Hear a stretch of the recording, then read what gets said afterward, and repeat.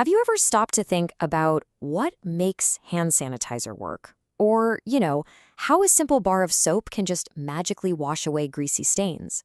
Well, the answer lies in the fascinating world of carbon compounds. And today, specifically for all you Class 10 students, we're going to break down the chemistry behind the science of clean. So here's our game plan. We're going to start our journey with two main characters, ethanol and ethanoic acid. We'll see how they react together to create something that smells, well, surprisingly great. Then, we'll follow that chemical trail all the way to the super clever trick that soaps and detergents use to get rid of dirt.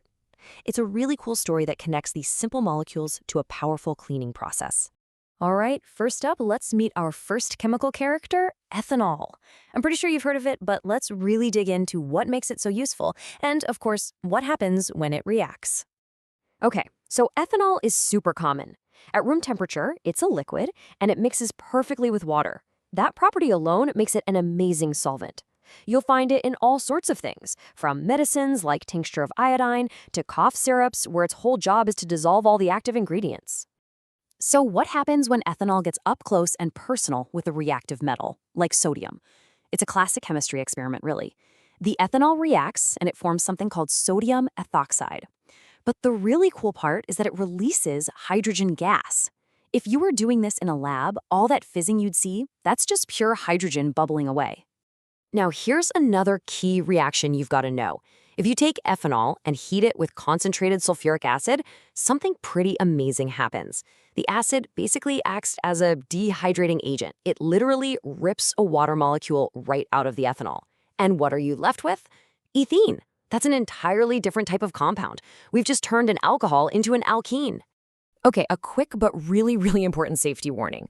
Unlike ethanol, its chemical cousin, methanol, is incredibly dangerous. I'm talking even a tiny amount can be fatal. And the reason why is, well, it's chilling. Methanol coagulates protoplasm. That's the living stuff inside your cells in pretty much the same way that cooking coagulates an egg. It's an irreversible change that leads to blindness and ultimately death. So a very serious distinction to remember. All right, let's move on. It's time to meet our second key molecule, ethanoic acid. You almost definitely know it by its more common name. In fact, I'd bet it's in your kitchen right now. That's right, ethanoic acid is the stuff that makes vinegar vinegar. But pure ethanoic acid has this really interesting property. Its melting point is about 17 degrees Celsius. What does that mean? Well, on a cold winter day, it can literally freeze solid. That's why it gets the cool nickname glacial acetic acid. Now, being a typical acid, ethanoic acid reacts just how you'd expect. If you mix it with a base like sodium hydroxide, you get a salt. But the really fun part is when you react it with carbonates, like baking soda. You know that classic fizzing volcano experiment from school? Yep, that's this reaction in action. The acid reacts and produces salt, water, and a whole rush of carbon dioxide gas. Okay, this is where things get really interesting. So we've met ethanol, and we've met ethanoic acid. What do you think happens when we mix them together? Well, we get a reaction that creates some of the most pleasant smells in the world. This reaction has a name. It's called esterification. And the process is actually pretty straightforward. You just mix the ethanol and ethanoic acid, add a little bit of concentrated sulfuric acid to get things going, and then warm it up gently. And the result? You get a brand new substance with a wonderful sweet smell.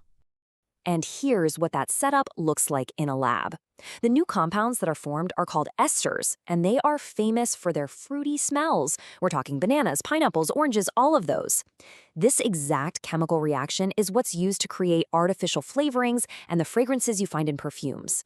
But what if we ran this whole reaction backwards? Well, if you take that sweet-smelling ester and react it with a base, like sodium hydroxide, you actually break it back down into the alcohol and a sodium salt. This reverse process is called saponification. And this is huge because it is literally the chemical reaction used to make soap. And that, right there, brings us to the big payoff. We've laid all the chemical groundwork, and now we're going to see how it all comes together in one of the most important chemical processes we use every single day. Getting things clean. Seriously, think about it. We use it all the time without a second thought. But have you ever wondered how a simple bar of soap can just lift away stubborn oil and grease? The answer isn't magic. It's all in the structure of the soap molecule itself. So here's the secret. A soap molecule basically has a dual personality. It has this long hydrocarbon tail that's hydrophobic, meaning it hates water, but it loves oil. Then, at the other end, it has an ionic head that's hydrophilic. It loves water. This two-faced nature is the absolute key to its cleaning power. Okay, so when you add soap to water, the molecules organize themselves in this really clever way around a little droplet of oil. All the water-hating tails dive right into the oil to get away from the water. Meanwhile, all the water-loving heads stay on the outside, totally happy to hang out with the water molecules all around them. This awesome spherical structure is called a micelle. The oily dirt is completely trapped, safe and sound, inside that hydrophobic core. At the same time, the outside of the sphere is covered in those water-loving heads. This brilliant trick basically puts a water-soluble jacket on a piece of grease, which means it can be easily washed away by water. That is the science of clean in action. But, soap isn't always the perfect hero. Sometimes it runs into a problem. And for that, we had to invent a more modern solution. I bet you've experienced this. You go to wash your hands or do laundry, and the soap just won't make good suds. Instead, you're left with this kind of gray, insoluble gunk. What is going on there? Well, that gunk actually has a name. It's called scum, and it forms when soap molecules react with calcium and magnesium ions, the stuff that's found in what we call hard water. This reaction creates an insoluble mess, which is not only useless for cleaning, but also leaves that annoying residue on your clothes and in your sink. And this is exactly where detergents come in to save the day. They are built a little differently. The charged ends of detergent molecules don't form those nasty insoluble precipitates with the calcium and magnesium in hard water. And what does that mean? No scum. This allows them to stay totally effective as cleaners no matter how hard the water is. And that's why we use detergents in so many products today. From the shampoo you wash your hair with to the laundry powder you use for your clothes, detergents give us reliable cleaning power that soap just can't always guarantee, especially in hard water. So we'll leave you with a final thought to chew on. Now that you know how micelles trap dirt, why is agitation, scrubbing your hands or tumbling clothes in a washing machine, so important for getting things clean?